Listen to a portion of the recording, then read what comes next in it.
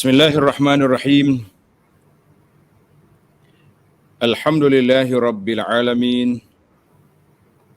Wassalatu wassalamu ala rasuli rabbil alamin.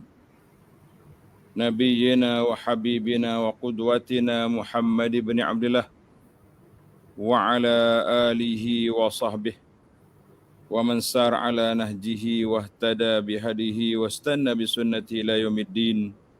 Amma ba'du. Yang dihormati Tuan Haji Arsyad selaku penyelaras kepada bicara online kita pada kali ini. Al-Fadhil Ustaz Haslin yang akan rakan bicara pada petang ini dan Cik Fariza sebagai penterjemah dengan bahasa yang tersendiri. Muslimin dan muslimat para jemaah sekalian, alhamdulillah pada hari ini 1 Ramadan 1445 bersamaan dengan 12 hari bulan Mac 2024.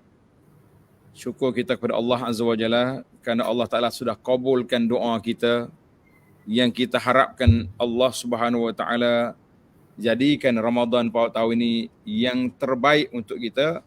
Sebagaimana Ramadan tahun lepas pun sudah baik, tahun ini juga makin baik. Maknanya tak ada Ramadan yang tak baik bagi kita. Ada setengah orang kata biar Ramadan tahun ni jadi baik. Tahun lepas tak baik ke? Kata tahun lepas baik dah. Tapi tahun ni kita nak baik juga. Baru dia panggil lengkap dia punya kebaikan itu. Lengkap dia punya kebaikan itu. Dan alhamdulillah doa yang kita baca sepanjang sebelum kedatangan Ramadan daripada bulan Rajab lagi atas sebelumnya kita dah baca Allahumma ballighna Ramadan. Ya Allah sampaikan kami ke bulan Ramadan. Hari ini telah terlaksana apa yang kita harap dan apa yang kita minta, iaitulah kita telah sampai ke Ramadan. Kita kata alhamdulillah ala kulli hal, segala puji bagi Allah dalam semua keadaan. Yang penting bagi kitanya, kita nak Allah Ta'ala berikan kepada kita rahmat, keampunan, maghfirah dan sebaik-baik segala perkara yang didapati, yang dianugerahkan kepada orang-orang yang baik-baik, orang-orang yang saleh. Amin ya rabbal alamin. Jadi para jemaah sekalian, alhamdulillah di antara amalan di bulan Ramadan yang dipesan oleh baginda Nabi sallallahu alaihi wasallam, iaitulah Nabi kita berpesan, man lam yada' qaula zuri wal amala bihi, siapa dia tidak meninggalkan perkataan bohong dan masih lagi berkata-kata pada bulan yang mulia ini, falaisa lillahi hajah, Allah Ta'ala tidak berhajat orang ni tak makan dan tak minum.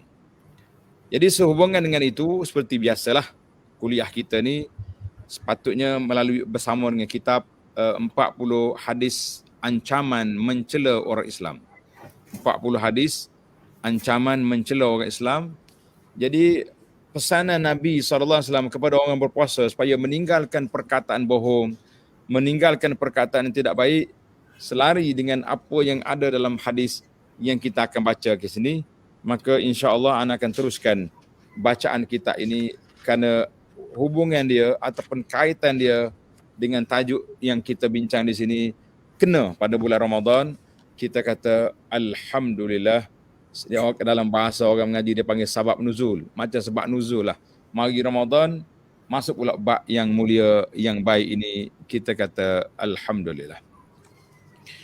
Baik, bagi pelajar yang ada kitab, tengok kitab hadis kita nombor yang ke-26. Hadis yang ke-26 yang ada kitab tu, hadis yang ke-26, muka surat, tengok dia punya muka surat 66. Muka surat 66 dah. Hadis yang ke-26, muka surat yang ke-66. Siapakah orang yang berwajah dua? Jadi dia panggil bermuka-muka. Sekali dekat sini, sekali dekat sini. Jadi orang yang berpuasa tak ada wajah dua, kita hanya satu wajah saja. Wajah kita iaitulah wajah Muslim, wajah mukmin, wajah yang mengabdikan diri kepada Allah Azza wa Jalla semata-mata. Tidak ada wajah lain dalam hidup kita, insya-Allah. Hadis an Abi Hurairah radhiyallahu anhu anin Nabi sallallahu alaihi wasallam qala tajiduna syarran nas zal wajhaini.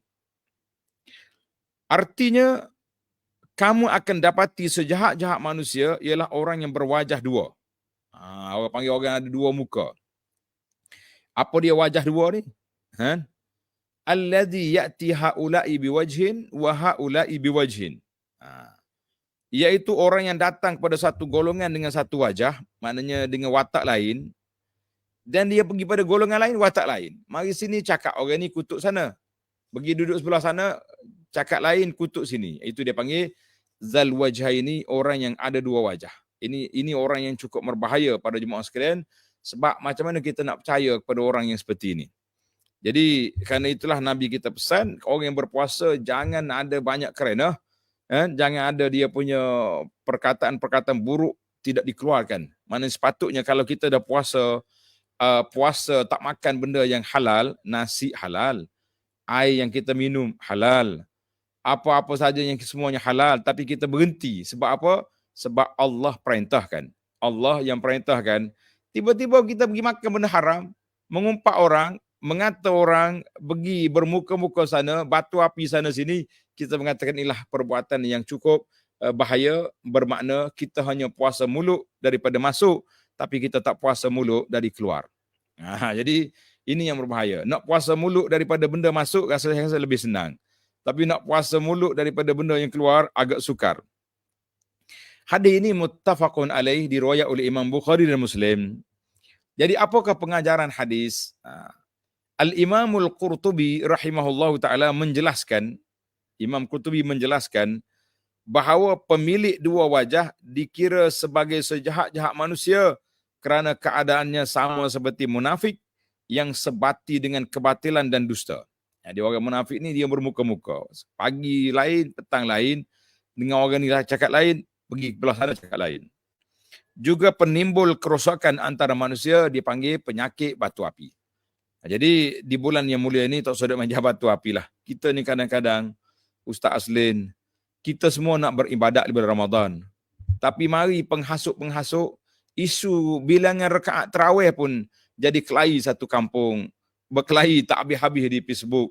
Berkelahi di antara sama-sama kita para pendakwah. Kita kata tumpukan, gerakkan kerja, kempen orang supaya mereka mendapat ilmu yang baik, mendapat manfaat, ihyakan Ramadan ini dengan baik. Jangan duk kempen berapa rakaat tarawih, yang penting bagaimana kita nak habiskan tarawih bersama dengan imam, bagaimana kita nak habiskan tarawih bersama dengan para muslimin yang soleh di masjid, di surau dan di mana saja tempat yang kita lakukan. Jadi ini bahaya. Adanya geng-geng batu api inilah. Kita tak kira lah batu api dari sudut nak lagakan orang kampung atau batu api nak lagakan di antara para pendakwah, sehingga para pendakwah kadang-kadang sibuk satu benda janibi, kita terlupa benda asas yang patut kita fokus di dalam Al-Quran dalam musim Ramadan ini, sebagaimana yang disebut oleh baginda Nabi sallallahu alaihi wasallam, Al-Qur'ani was-siyam yashfa'an. Al-Quran dan puasa akan memberi syafaat kepada orang yang berpuasa. Jadi selamat datang Ramadan. Semoga kita semua dapat menjaga apa yang disebut oleh baginda Nabi sallallahu alaihi wasallam tadi, iaitulah di antara ilmu yang kita belajar, ilmu da' qaula zur, tinggalkan perkataan yang tidak baik. Itu memang pesanan. Karena itulah di bulan Ramadan ni orang duduk bercakap tentang dua perkara. Di bulan Ramadan orang akan bercakap dua perkara. Yang pertama dia bercakap tentang membatalkan puasa. Perkara yang membatalkan puasa. Anda ingatlah Ustaz Aslin, kalau setakat nak bincang perkara batal puasa, ramai orang pandai dah sekarang ni. Tak makan, tak minum, tak isap rokok, tak batal lah puasa kita kan. Tapi yang menjadi masalah kepada kita, bagaimana nak menjaga diri daripada perkara yang membatalkan pahala puasa. Itu yang susah. Yang nak jaga diri daripada perkara yang membatalkan pahala puasa, itu yang sangat merisaukan kita hari ini. Hari ini kita tak rasa apa. Masuk maghrib nanti semuanya berbuka puasa. Allahumma laka sumtu zahabaz zama'u wabtallatil uruq wa thabatal ajru insya-Allah. Tapi di akhirat esok bila kita buka file puasa kita, adakah full dia punya SD? Ni bahasa main full SD yang jadi tak gambar tak bergerak ni. Nah, dia panggil, adakah dia punya rekod amalan kita di akhirat esok penuh? Puasa kita dengan pahalanya, dengan balasannya, dengan apa tadi? Maka kita kata satu benda yang cukup merugikan. Maka sinonim di antara dalam bulan Ramadan ini dua perkara, di antara puasa dan Al-Quran. Puasa dan Al-Quran sebagai pemberi syafaat. Jadi para ulama mengkaji dalam masalah ini, kenapa dikata puasa dan Al-Quran? Allah Ta'ala sendiri sebut dalam Quran, Syahrul Ramadan alladhi unzila fihi al-Quran hudan linnasi wa bayyinatin minal huda wal furqan. Jadi Al-Quran diturunkan pada bulan Ramadan. Karena itu kita kata sinonim di antara Quran Ramadan. Maka para jemaah sekalian, dua ini akan mendahului kita. Kalau kita kata, kalau betul lah boleh guna bahasa kontijen ke apa dia. Orang panggil kontijen kan, hidup belagak, buat perarakan tu. Jadi di akhirat esok bila kita keluar dari kubur, kita ada kontijen, kita akan belagak di mahsyar, mencari siapa yang akan memberi syafaat kepada kita, maka sudah pastinya kita akan mencari Rasulullah sallallahu alaihi wasallam. Ya Allah, ya Tuhan kami, pada petang yang mulia ini, di awal Ramadan yang kami ada sekarang, la tahrimna syafa'ata nabiyyina. Ya Allah, janganlah terhalangnya kami untuk mendapat syafaat Nabi sallallahu alaihi wasallam dan mendapat syafaat daripada Al-Quran dan mendapat syafaat daripada as-siyam, puasa yang kita lakukan ini. Jadi kalau kita kata puasa dengan Al-Quran di depan, mendahului kita untuk memberi pertolongan. Kata orang, buka jalan, buka lorong supaya kita dapat syafaat Rasulullah sallallahu alaihi wasallam. Maka jadi dua perkara yang besar. Maka bila kita balik kepada pengajaran hadis yang saya baca tadi, kita ambil pengajaran hadis ni taklah panjang sangat. Nanti kita buat bicara dengan Ustaz Aslin di akhir nanti, iaitulah apa yang patut kita lakukan di bulan Ramadan yang mulia ini, insya-Allah. Baiklah. Hadis yang kita sebut tadi, hadis yang ke-6, hadis tentang larangan daripada mempunyai dua wajah. Syarrun nas, Nabi kata sejahat-jahat manusia, zal wajhaini, orang yang punya dua wajah. Duduk dengan orang ni lain, duduk dengan orang ni lain. Duduk dengan A, kutuk B. Duduk B, kutuk A. Jadi bila nak selesai masalah, kita tak ada pendamai, tidak ada pengharmoni. Jadi di bulan Ramadan, bulan yang mulia ini, kita sangat-sangat memerlukan kepada pendamai. Kita sangat memerlukan kepada orang yang boleh mengharmonikan masyarakat. Sebab apa? Sebab inilah waktunya. Kalau tidak sekarang, bila lagi? Itu soalan. Bahasa ahli motivasi kata, kalau bukan sekarang, bukan Ramadan, bila lagi kita nak berubah? Macam orang pergi haji. Kalau bukan masa haji, kita jadi baik, sebagaimana orang baik ramai pada ketika itu, bila kita nak jadi baik? Ini yang kita takut hari ini, Ramadan datang, kita pula hanyut bersama dengan kedudukan yang tidak baik, sebagaimana yang disebutkan oleh Nabi SAW. Nabi kita dalam hadis mengatakan atakum Ramadan, dan riwayat kata atakum syahrul Ramadan, telah datang kepada kamu bulan Ramadan. Syahrun mubarak. Bulan Ramadan itu bulan yang diberkati oleh Allah Azza wa Jalla. Faradallahu alaikum siyamahu, Allah Ta'ala fardukan, mana Allah Ta'ala tetapkan, Allah Ta'ala wajibkan ke atas kamu berpuasa pada siang harinya. Ingat baik tuan-tuan, puasa ni pada siang hari je. Kalau puasa malam tu bukan puasa hak Tuhan suruh, itu puasa doktor biasanya puasa malam ni. Betul tak? Tuan-tuan tahu kau puasa doktor, kalau orang sakit, nak buat nak suluh dalam perut ke, nak buat pembedahan ke esok, biasanya doktor suruh puasa dulu malam tu supaya tidak banyak isi untuk dikeluarkan di saat kita sedang melakukan pembedahan. Maka Nabi sebut tuftahu, dibukanya pintu-pintu syurga dan ditutupnya pintu neraka, wa tughallu fihi maradatu syayatin, syaitan-syaitan yang jahat diikat, wa fihi lailatun khairum min alfi syahrin, dalam bulan Ramadan ini ada satu malam lebih baik daripada 1000 bulan. Man hurima khairaha faqad hurim. Tapi yang kita takut, siapa yang terhalang daripada mendapat kebaikan Ramadan, itulah manusia yang celaka, yang tidak mendapat rahmat Allah Azza wa Jalla. Jadi para jemaah sekalian, marilah kita ambil satu pendekatan yang baik, iaitulah menjaga daripada hilangnya pahala puasa kita. Yang kita nak jaga, hilangnya pahala puasa. Mudah-mudahan Allah Ta'ala dengan kita belajar, dengan kita ikut tazkirah, dengan kita sentiasa murajaah buku-buku, risalah-risalah yang baik-baik, mudah-mudahan Allah Ta'ala jaga pahala kita, tidak kekurangan, tidak susut, tidak orang panggil, tidak hilang dia punya pahala walaupun sedikit. Amin ya rabbal alamin. Baik, tengok huraian hadis. Jadi pemilik dua wajah ini iaitulah orang yang paling jahat. Kenapa? Kerana dia bersifat munafik.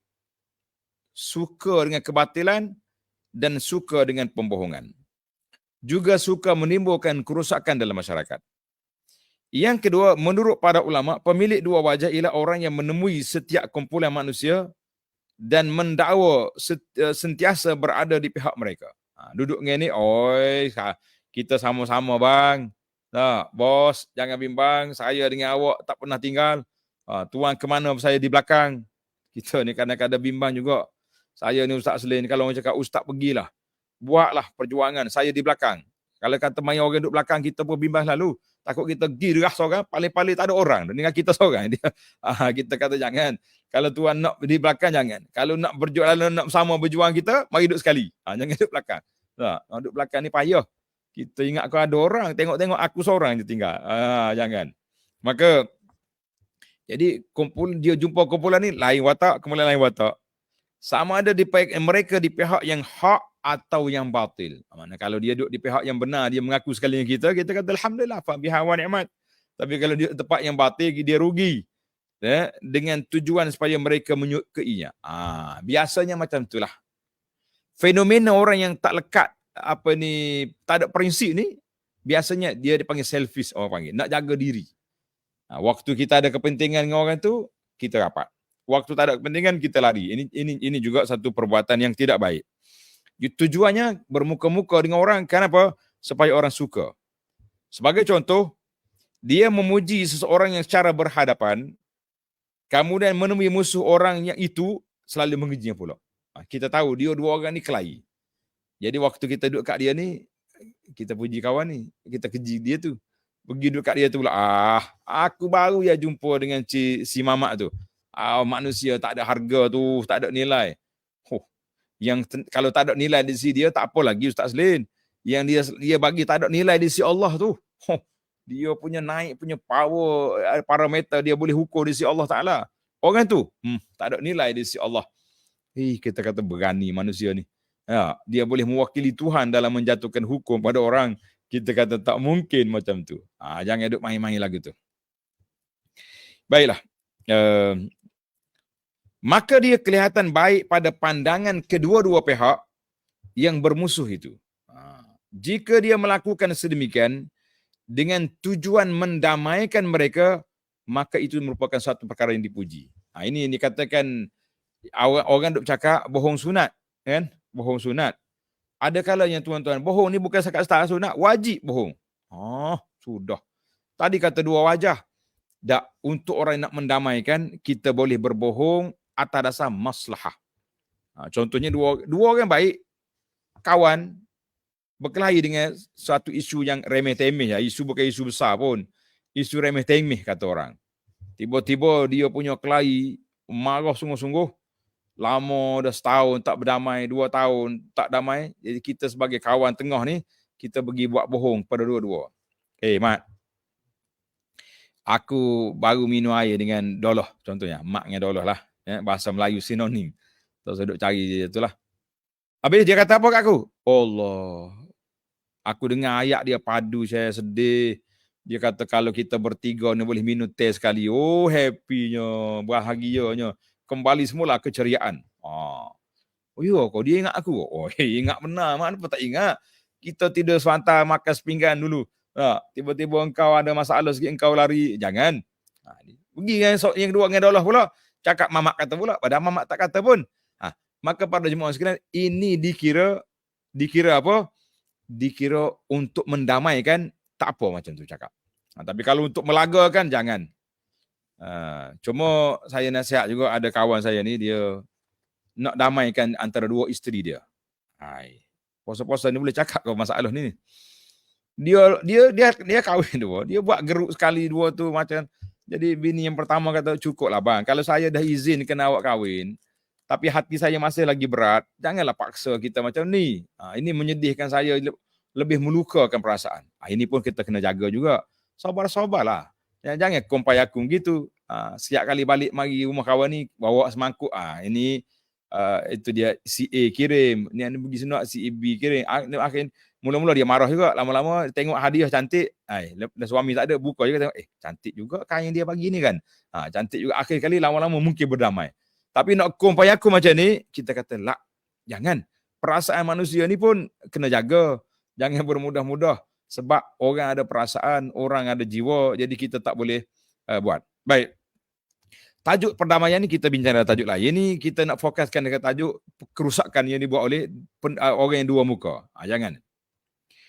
Adapun individu yang dimaksudkan dalam hadis tersebut ialah munafik, na'udzubillah, yang datang kepada dua kumpulan orang beriman dan kumpulan orang kafir. Ini orang panggil konten hadis inilah. Hadis ini munafik itu munafik i'tiqadi dia panggil. Munafik i'tiqadi maknanya dia duduk dengan mukmin lain cakap. Dia pergi tempat munafik dekat orang kafir lain cakap. Itu dia panggil munafik i'tiqadi, munafik yang membawa kepada kekufuran yang cukup berbahaya. Jadi dia pergi dengan orang beriman, dengan kafir, dengan dua wajah.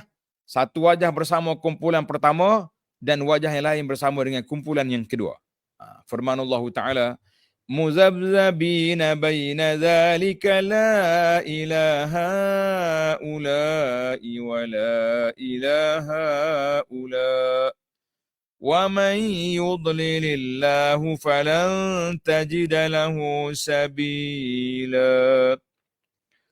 Mereka berkeadaan muzabzab. Muzabzab ni tahu tak, dalam pengetes suhu tu, pengetes dia kan dia panggil rasa ke apa? Yang duk turun naik tak berhenti tu. Itu dia panggil muzabzab, gelombang. Muzabzab dia tak berhenti, dia berjalan. Jadi orang ni macam itulah. Macam raksa. Lupa dah saya, lama tak sebut kod Melayu ni. Yang duduk dalam air, yang orang ukur tu, parameter tu. Jadi dia duduk bergerak. Jadi orang ni muzabzab, tidak mempunyai pendirian yang tetap. Dia bergerak ya, condor sini naik atas, condor sini congek sana. Antara iman dan kufur itu. Mereka tidak berpihak terus kepada golongan kafir dan tidak pula berpihak kepada golongan yang beriman. Dia tengok di mana ada kepentingan. Kata orang, di mana bumi subur, di situ benih ditabur. Mana di kumpulan mana yang dia boleh projek, yang dia boleh makan, yang dia boleh faedah, maka di situlah tempat dia duduk. Na'udzubillah. Surah An-Nisa ayat 143. Ulama tafsir menghuraikan maksud muzabzabin ialah golongan munafik yang berada dalam keadaan berbolak-balik di antara iman dan kufur. Mereka tidak bersama orang mukmin pada zahir dan batin. Dua-dua tak ada. Juga tidak bersama orang kafir pada zahir dan batin. Dia kafir sebenarnya tapi dia tak setuju juga dengan puak kafir tu. Yang penting dia nak kepentingan dia saja. Bahkan ada juga yang zahir mereka bersama mukmin, namun batin mereka bersama orang kafir. Ni munafik tulen ni. Dia nampak macam orang Islam tapi kafir sebenarnya dalam tu. Macam Abdullah bin Ubay bin Salul, bapa munafik ni, sehingga Nabi izinkan dia masuk dalam masjid. Itu bahayanya dia. Kalau betul-betul kafir senang. Macam Abu Lahab, macam geng-geng bapa Yahudi di Madinah tu, mudah buat kira sebab kita tahu dia ni solid kafir. Total dipanggil. Ada dalam kalangan mereka yang ditipu syak sehingga kadang-kala menyebabkan cenderung pada orang mukmin. Sekali dia kata, baik orang mukmin banyak projek sini. Dan pada waktu lain dia cenderung pada orang kafir pula. Dia tidak tahu hendak mengikut siapa. Ibnu Umar radhiyallahu anhu meriwayatkan bahawa Nabi SAW bersabda, masalul munafiq kamasalis syatil a'irati bainal ghanamaini ta'iru ila hadhihi marratan wa ila hadhihi marratan.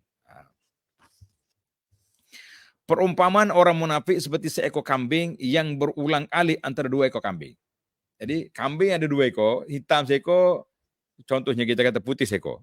Dia ni duduk tengah-tengah. Nak pergi kambing putih ke kambing hitam? Satu ketika ia pergi kambing pertama dan pergi kambing dua pada waktu yang lain. Hadis ini riwayat Imam Muslim. Maknanya kita mengatakan ini cukup berbahaya lah para jemaah sekalian. Sebab dia tidak ada pendirian dan dia tidak ada orang panggil kedudukan yang besar di sisi Allah Azza wa Jalla. Rawahu Muslim. Boleh jadi pemilik dua wajah ini termasuk dalam kalangan orang beriman atau golongan pengadu domba yang suka melihat hubungan orang sesama manusia berantakan. Jadi kadang-kadang dia munafik sungguh. Ada kalanya yang dua wajah ni bukan munafik secara i'tiqadi tapi munafik amali. Jadi para jemaah sekalian kita kena beza antara dua munafik. Munafik i'tiqadi itu kapitulin. Innal munafiqina fid darkil asfali minan nar. Allah kata munafik yang besar ini di bawah neraka sekali, dasar neraka duduk. Tapi munafik i'tiqadi itu munafik i'tiqadi. Adapun munafik amali itu perbuatan. Jadi perbuatan dia tu suka menipu, bila janji bohong, bila beri tugas tidak tunai tugas, itu dia panggil munafik amali. Ini juga berbahaya tapi lebih teruk yang i'tiqadi tadilah. Jadi orang munafik amali ni kadang-kadang dia suka tengok orang berkelahi, suka balahkan orang, suka laga-lagakan orang. Dia tak boleh tengok orang senang. Asyik laga je. Nah, yang masalah dia laga kita tu di luar konteks. Kita cakap lain, dia tafsir lain. Itu yang jadi huru-hara dunia ni. Kalau hurai betul yang kita cakap, taklah jadi macam tu. Faedah yang keempat, orang yang paling dibenci oleh Allah Azza wa Jalla dan sering mendatangkan mudarat serta bahaya kepada muslimin menurut hadis ialah kaum munafik.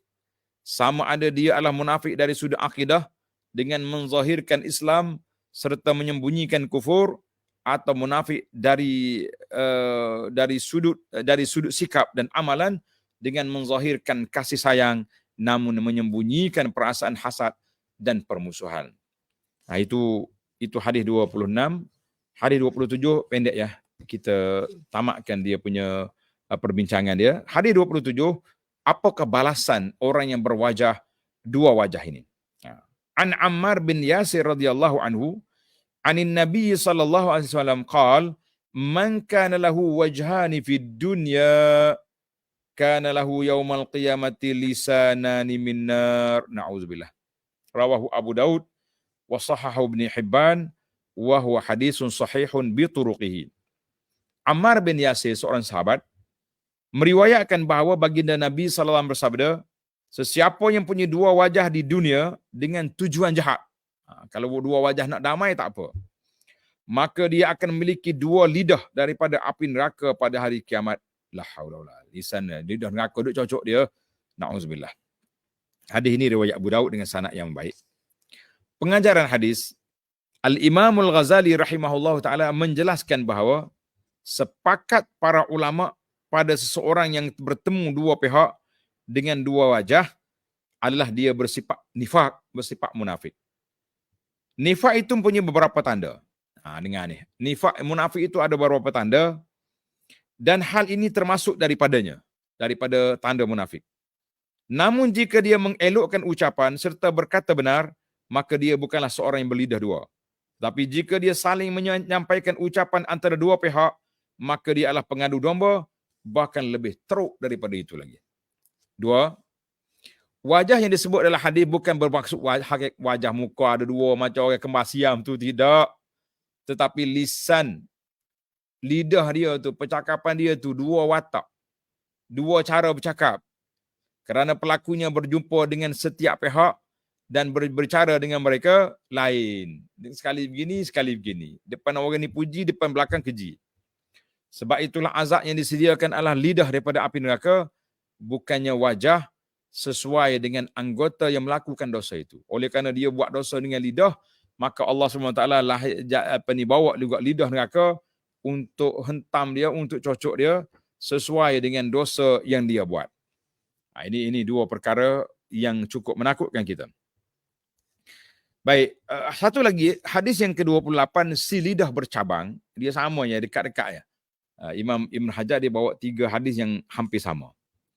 Wa akhrajahu at-Tabarani min hadisi Anas radhiyallahu anhu bi lafzin man kana za lisanaini ja'ala Allahu lahu yaumal qiyamati lisanaini min nar. Jadi sesiapa yang memiliki dua lidah di dunia, maknanya lidah bercabang. Dalam bahasa Melayu kita lidah bercabang, orang panggil lidah biawak. Lidah biawak ni bercabang.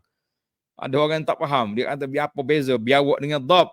Biawak lidah dia bercabang, dhab satu lidah ya. Macam lidah orang lain. Sebab tu dok tu baik, bewok tu yang jahat. Jadi kita ni kalau ada lidah bercabang, walaupun lidah fizikal dia satu, tapi percakapan dia sana ke sana sini, maka itu yang cukup berbahaya. Jadi itu apa ini, si lidah bercabang di pihak yang bertelagah, si lidah bercabang adalah si munafik. Kata Al-Imam Al-Hasan Al-Basri rahimahullah, sesungguhnya termasuk daripada nifak ialah bercanggahnya lidah, hati dan keadaan ketika sendirian dan di tengah orang ramai. Waktu dia seorang lain, waktu duduk pak orang ramai warak pula. Juga apa yang didengari dari apa yang disampaikan. Yang dia dengar tu baik-baik tapi yang dia sampai benda tak buruk contohnya, ataupun apa saja. Yang penting orang ni punya dua watak yang sangat berbeza, cukup berbahaya. Seorang ulama salaf, Abu Muhammad ibnu Abu Aisyah rahimahullah berkata, la takun za wajhaini wa za lisanaini. Jangan kamu jadi si talam dua muka ataupun lidah bercabang. Ini bahasa terjemahan Melayu direct ni. Za wajhaini mana talam dua muka, wa za lisanaini dan lidah bercabang, tuzhiru linnasi annaka tuhibbullah. Kamu tunjuk diri kamu di hadapan manusia bahawa kamu cintakan Allah. Oi, depan orang warak, ibarat kata pijak semut tak mati depan orang. Tapi tak ada orang, apa cerita, apa movie, apa video dia tak tengok, kita kata cukup berbahaya, cukup menakutkan kita para jemaah sekalian. Lalu mereka memujinya. Jadi orang puji dengan sebab nampak zahir kita baik. Tengok kita bercakap, oh hebat ini, wali besar ni. Sekarang ni orang main wali-wali saja, jangan main benda lain. Sedangkan hati dia jahat dan suka berbuat dosa, wal'iyazbillah. Kata-kata Ibnu Abu Aisyah ini dikeluarkan oleh Imam Al-Baihaqi rahimahullahu ta'ala. Jadi para jemaah sekalian, memandangkan kita berada di awal Ramadan, jadi ana tidak panjangkanlah syarah kepada hadis ini. Kita fokus sedikit kepada apa yang patut kita buat dalam bulan Ramadan ini. Ya, ana tak fokus kepada tajuk perkara yang membatalkan puasa, makan, minum. Tapi kita nak fokuskan kepada tajuk perkara yang membatalkan pahala puasa. Perkara yang batalkan pahala puasa. Jadi yang besar batal pahala puasa ini, cakap bohong, lidah bercabang, kata orang apa tadi, talam dua muka. Ini semua perkara-perkara yang tidak baik. Mari duduk depan orang warak yang nampak macam lapar ya.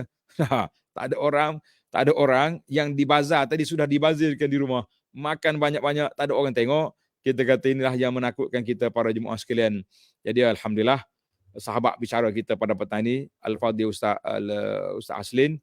Jadi kita beri ruang untuk Ustaz Aslin juga ambil peluang hari pertama Ramadan Ustaz Aslin. Mudah-mudahan ada nasihat, ada tip bagaimana kita nak jaga Ramadan tahun ini supaya tidak kehilangan pahala. Tafadhal. Jadi alhamdulillah apa yang saya nak sebut di sini, mungkin Datuk ada satu hadis, saya tak pasti kesahihan hadis tersebut, tentang kalimah rahima anfu abdin. Mungkin Datuk ada maklumat hadis ini, segi status hadis ini sama ada hasan ataupun sebaliknya. Tentang kalau kita mendengar hadis ini, satu benda orang kata macam satu pengiyaan ataupun Nabi membenarkan satu doa ini, rahima anfu abdin, bagi seseorang yang dakhala alaihi Ramadan fansalaqa qabla an yughfara lahu. Satu lagi iaitu man adraka abawahi 'inda al-kibri ahaduhuma aw kilahuma lam yadkhul jannah. Kalau asas ada hadis ini, hadis yang kita memang perlu kita letak atau ambil, kita beramalkan. Jadi di manakah ayat dan ataupun hadis menentangkan man shama ramadhana iman wa ihtisaban ghufira lahu ma taqaddama min dhanbi. Di dalam masa yang sama juga, dan tadi Datuk baca juga hadis tadi, man hurima, barang siapa yang diharamkan kebaikannya, dilarang, maka satu kecelakaan yang besar. Sebab bulan Ramadan ini merupakan bulan yang syahrul mubarak. Apa nak lagi dalam masa mudanya, apa nak lagi, sebab Tuhan Allah pun Nabi dia sebut dah, jelas dah. Hadis ini, ada bulan Ramadan ini bulan yang penuh di keberkatan. Apa saja yang kita laksanakan dalam bulan Ramadan ini, semua dapat berkat. Every second, setiap saat. Jadi tiba-tiba ada hadis mengatakan celaka atau malang seseorang hamba, Ramadan datang dah berlalu tapi tak diampunkan dosa. Jadi inilah satu gambaran sahabat-sahabat para penonton yang budiman yang harus kita ambil ataupun titik beratkan. Bahawa kita takut kita puasa ni bagaimana yang disebut oleh Nabi tentang pada Allah tidak ada apa-apa hajat bagi puasa kita melainkan al-ju' wal atash, melainkan lapar dan dahaga semata-mata. Jadi kita kena faham juga bahawasanya surah Al-Baqarah 183 menyebutkan tentang output, proses dan juga input, proses dan output. Amanu menjadi syarat. Orang beriman menjadi syarat untuk menggarap jiwa mereka. Allah nak garap mereka jadi orang yang bertakwa, yang nak output dia. Jadi bagaimana syarat-syarat beriman kalau keadaan datuk, dalam keadaan pakaian masih tak terjaga, ataupun solat masih ditinggalkan, bangun sahur datuk tapi subuh tetap tak nak semayang. Kita nak cakap apa orang macam ni datuk? Kita lihat ramai wanita yang puasa ni datuk, memang kalah kita datuk, jaga mata, jaga mulut tapi pakaian tetap tak tutup aurat. Jadi kalau kita sebut pada dia orang bahasanya kamu ni dalam bahasa kasar tak dapat apa-apa, mungkin dia marah. Cuma kita tak kata macam tu lah. Kita jangan bagaimana kita kata tadi, cakap hikmah lah. Jangan rasa mendabik dada kita ni hebat pula. Tapi secara zahirnya memang perbuatan tersebut, dia berpuasa tapi tutup auratnya tidak. Dia berpuasa tapi salatnya tidak. Jadi di sinilah gambaran bahasanya di mana ke outputnya nilai taqwa tadi. Maka itulah, dia beriman tapi dia berpuasa, tapi dia melaksanakan benda-benda yang boleh merosakkan. Kita tak bincang tentang nawaqidus siyam untuk membatalkan puasa. Tetapi apakah perkara membatalkan kebaikan-kebaikan yang Allah sediakan kepada kita bulan Ramadan Barak. Bulan lain tak ada datuk Bulan lain katalah bulan Zulhijjah, Arafah, hari 10 sampai 13. Rejab peristiwa Isra Mi'raj, tak ada peristiwa yang ni. Baru Nabi sehari itu je. Cuma amalan tu terletak pada kita buat tak buat. Tapi Ramadan ini kita syahrun kamil. Sebulan penuh. Mana bermula malam tadi sampailah pada malam Syawal. Ini sebutkan ayat wala'allakum tashkurun. Kan berbagai menyempurnakan walitukmil iddata walitukabbirullaha ala ma hada wala'allakum tashkurun. Sampai malam Syawal. Jadi inilah mesti ingat macam Datuk sebut tadi, betul. Perumpamaan Datuk cantik. Kita boleh jaga apa yang masuk dalam mulut kita, tapi kita payah nak jaga apa yang keluar dalam mulut kita. Bukan makanan ya, tetapi perkataan, perbuatan, perlakuan dan sebagainya. Jadi insya-Allah lah, moga-moga terlihatlah mungkin hari pertama. InsyaAllah besok ada sahabat lain yang akan menjelaskan lagi apa benda yang lain. Tapi saya ingat persekitaran itu kita bincangkan dalam bulan Ramadan ni. Cuma Datuk sebut itu memang menarik sebab tentang Zal Wajahin. Benda ni berlaku lah Datuk sebab ialah tambah-tambah hari ni dia duduk di Malaysia, dia cakap lain. Dia pergi Amerika, dia cakap lain. Dia suka ambil hati orang, bukan ambil hati Allah. Dia tak suka ambil syariat Allah, dia suka ambil syariat manusia. Pergi Amerika, dia cakap lain. Dia kata kami di Malaysia ni tak ada masalah tentang sekular, tentang LGBT contoh. Kami di Malaysia ni tak masalah sekian. Balik Malaysia pula, sembang dengan orang ahli-ahli ulama, anak sebenarnya. Jadi berbolak-balik. Jadi benda ni bila disebutkan barang siapa yang jenis Zal Wajah ini, maka diberikan mereka lisan daripada neraka. Na'udzubillah min zalik. Kadang-kadang kita takut. Walaupun ustaz sekalipun, benda tu terang tak boleh. Tapi kerana kita nak menjaga kedudukan kita dan kedudukan orang yang kita kerja dengan dia, sanggup kita mengelurukan rakyat jelata. Yang ni ada yang timbul kat kita. Na'udzubillah min zalik. Waktu kalau saya ingat Datuk tentang Imam Al-Ghazali, kalau tak silap saya lah, dia bila dilantik nak jadi penasihat gubernur, dia tolak sebab dia risau takut saya makan gaji dengan tuan. Nanti tuan buat benda tak elok, saya nak tegur tuan, saya tak digamak. Takut tuan marah saya, tuan pecat saya. Hilang gaji saya. Dan kalau saya kerja dengan tuan, saya tegur tuan, tuan dengar tapi tuan tak dengar, tak amalkan apa yang saya nasihatkan. Saya teruskan kerja dengan tuan, termasuk saya makan gaji sebab dengan tuan. Itulah yang dirisaukan tentang mungkin tentang bermuka-muka ataupun berwajah dua ataupun berilah cabang dan sebaliknya. Yang inilah kita nak orang kata apa ambil perhatian serius. Kerana hari pertama lagi sahabat-sahabat benda sekalian boleh ambil peluang checklist balik. Daripada pukul 6.30 tadi, kita apa kita buat? Quran kita macam mana? Sebab Ramadan bermula bukan siang. Ramadan bermula dengan malam. Malam tadi, kalau solat Isyak tu nak berjemaah, tarawih pun main-main tinggal-tinggal lagi dan sebagainya. Quran haram tak baca, sahur tak bangun pula. Allah, macam Yahudi Nasrani pula jadi puasa dari hari ni. An-na'udzubillah. So, bertaubatlah. So, ambillah apa yang disebutkan oleh Datuk tadi dan juga dalam alim-alim ulama kita, bahawasanya bagaimana kita nak membawa diri kita dengan Ramadan ini supaya bertepatan dan kita nak meraih kesempurnaan siam kita atau Ramadan kita. Mungkin Datuk seminit dua bagi menutup minit dua insya-Allah. Baiklah, alhamdulillah, terima kasih Ustaz Aslin atas ulasan yang diberi dan juga kepada Ustaz Tuan Haji Arsyad. Jadi ulasan saya ni alhamdulillah kita syukur pada Allah SWT. Peluang yang Allah Taala beri ni, kita sebagai ahli motivasi kata peluang mungkin tidak berulang. Jadi Ramadan tahun ni jangan kata tak apa, relax bro, nanti tahun depan saya buat yang terbaik. Kita kata no, kita buat yang terbaik tahun ni, dapat lagi Ramadan tahun depan, kita terbaik lagi insya-Allah. Taqabbalallahu siyamana wa qiyamana wa qira'atana. Amin. Amin ya rabbal alamin. Wa sallallahu ala nabiyina Muhammad wa ala alihi wa sahbihi ajma'in. Alhamdulillahi rabbil alamin. Dan kita doakan supaya sahabat Ustaz Aslin juga sembuh dan semua penyakit-penyakit kita, sahabat-sahabat yang kita sayangi, sama ada yang ada di alam maya ataupun di mana saja berada, kita doa syafi la shifa illa shifauka shifaan la yughadiru saqama. Assalamualaikum warahmatullahi wabarakatuh.